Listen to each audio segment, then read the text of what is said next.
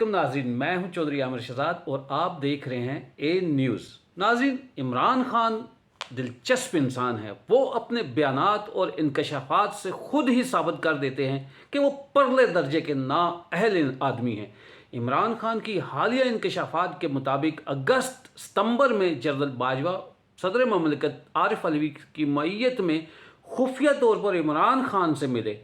اس وقت تک general Bajwa army chief تھے اور عمران خان انہیں غدار ڈکلیئر کر چکے تھے۔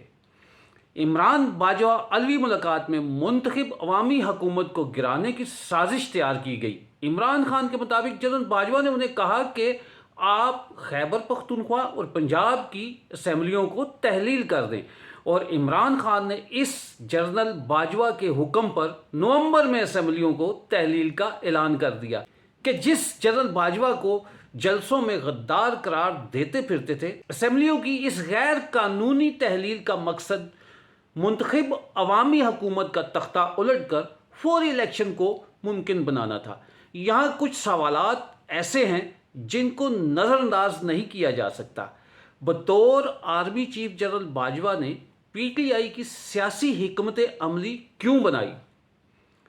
عمران خان نے غدار قرار دینے کے بعد اسمبلیوں کی تحلیل کے حوالے سے جنرل باجوہ کے مشوروں پر عمل کیوں کیا؟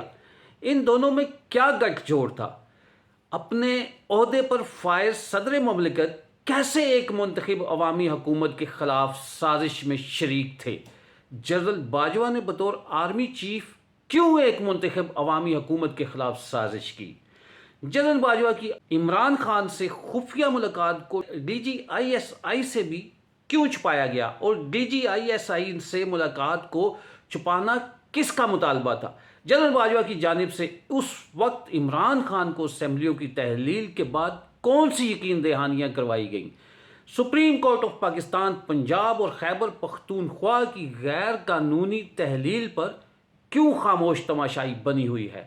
عمران خان کی حالیہ انکشاف کے بعد یہ ثابت ہو چکا ہے کہ تحریک عدم اعتماد کی جمہوری عمل نے اسٹیبلشمنٹ کو بے بس کیا، مگر اسٹیبلشمنٹ کے عناصر عمران خان کی حکومت کے دوبارہ قیام کی سازش کر رہے ہیں۔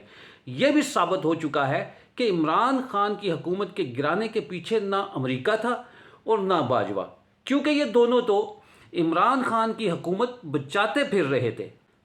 پاکستان پیپلز پارٹی اور پی ڈی ایم کی حکومت ایک جانب اور دوسری جانب عمران خان اسٹیبلشمنٹ کے کچھ عناصر کا مضبوط نمائندہ بن کر کھڑا ہے۔ یہ جنگ آج بھی عوام اور اشرافیہ کے درمیان ہے۔ بس فرق اتنا ہے کہ عمران خان کو اسٹیبلشمنٹ نے عوامی سیاست کے نئے روپ میں میدان میں اتارا ہوا ہے، اور اب اپنی ہی حماقتوں سے عمران خان نے خود اپنا بھانڈا پھوڑ دیا۔ اب دیکھنا یہ ہے کہ پاکستان کی عوام عمران نیازی کے جھوٹ بلکہ عوام کے سروں سے امید، دعووں، وعدوں کے جھوٹ کے پہاڑ کے بوجھ کو عمران نیازی کب تک بڑھاتا رہے گا، اور عوام اس نااہلی، نکمے پن، نالائکی اور سراب کے مسلسل بڑھتے بوجھ کو کب تک برداشت کرتے ہیں؟ یہاں یہ نقطہ بہت اہم ہے کہ سوشل میڈیا آج کا اتنا طاقتور جادوگر ہے کہ اس کے سحر میں پاکستان کی نوجوان نسل اس برے طریقے سے مبتلا ہو چکی ہے کہ عمران نیازی کے پونے 4 سال کے بیڈ گورننس، اس کے جھوٹے وعدے، دعوے انہیں حقیقت نظر آتے ہیں۔ میری دعا ہے کہ اللہ پاک پاکستان کی نوجوان نسل کو عمران نیازی جیسے فتنے سے محفوظ رکھے اور پاکستان کی تعمیر و ترقی میں وہ حقیقی معنوں میں اپنا حصہ ڈال سکے، تاکہ پاکستان اور اس کی عوام بھی دنیا میں اپنا سر فخر سے بلند کر سکے۔ اس کے لیے ضروری ہے کہ آنے والے عام انتخابات میں عوام ووٹ ڈالنے سے پہلے ایک بار ضرور سوچے کہ کس لیڈر نے پاکستان کی عوام کے حقوق صرف سوشل میڈیا تک محدود رکھے، اور کس لیڈر نے پاکستان کے انفراسٹرکچر میں حقیقی معنوں میں نظر آنے والی گراؤنڈ پر تبدیلی لائے۔